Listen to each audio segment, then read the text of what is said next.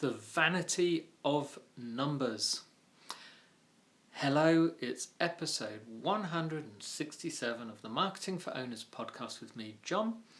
A daily 5 to 10 minute lesson where we teach you one simple tip that will improve your day, your business, and your life.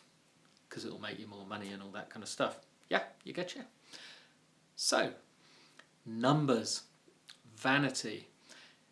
All I hear when I spend a lot of time online, as you can imagine, all I hear from most people is how many followers they have, how many likes they're getting, how many email subscribers, etc., etc.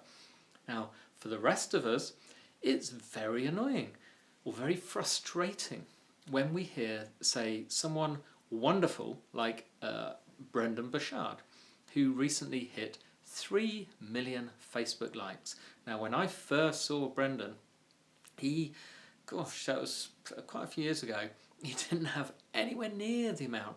In fact, I'm not even sure if he was on Facebook, and it was only a few short years ago.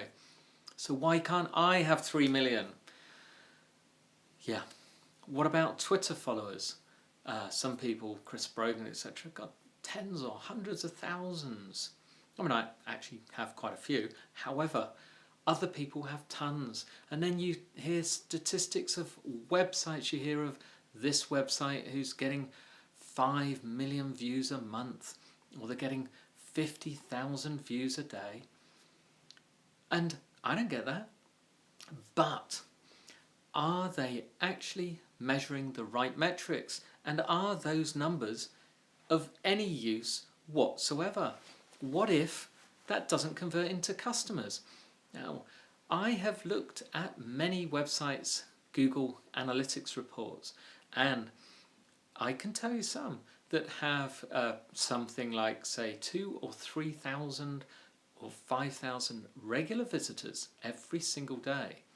However, when you go into it a little bit deeper, you find that 89% of those visitors spend less than 5 seconds on the website, or sometimes less than 1 or 2 seconds, and that means that they are being hit by things like referrals, spam bots, and little robots that hit websites, and little things that crawl around, spiders, and all sorts that are outside of Google. Google Analytics doesn't count its own robot visits, but others are out there.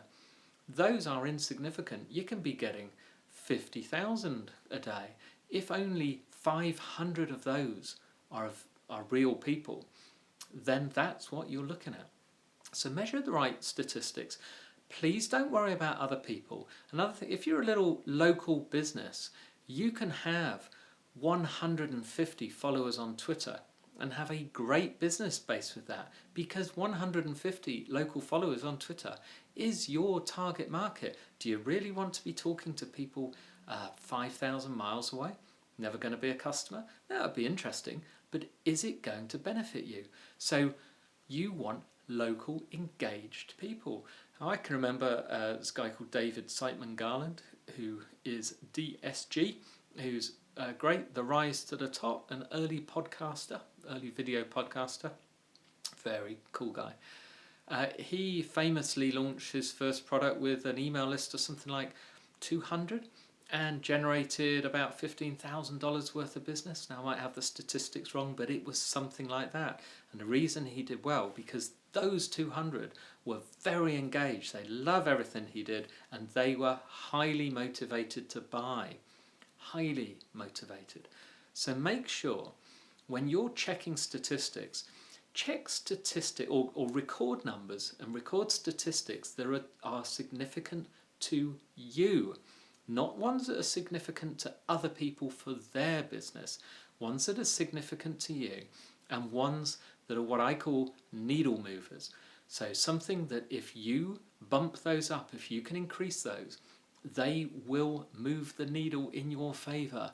That could be increasing sales, increasing clients, increasing the frequency that people buy, increasing the average order value, increasing engagement, on increasing comments on a blog, and things like this, things that may actually do you some good. Please remember, it's not all about numbers and vanity. Now, on a side note, it's Tuesday, time for a toolbox tip. I personally use Google Calendar as my calendar. Now, I'm Apple everything, and I use their iCal thing, but it became a bit of a pain when at work, in my fire safety business, we use Google Apps, so all my people are on, all their holidays and everything are on a Google Calendar. And I thought it'd be easier to integrate, so I changed over. But the Google Calendar thing was a bit tricky to use, I found, on the iPhone, not so easy. And until I heard, I think it was John Lee Dumas say, get Sunrise. Sunrise, I'm pretty sure it was free. It's just called Sunrise. If you look it up in the App Store, it's a calendar app.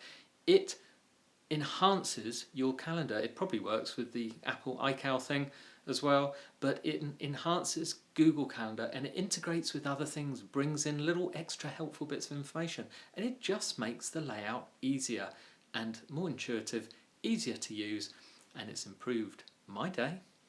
So that's my recommended tool for the week, and like I say, I'm pretty sure it's free. It's the Sunrise Calendar app. Just go into the App Store, just type in Sunrise. I'm pretty sure it's the one that will come up at the top. Talk to you soon.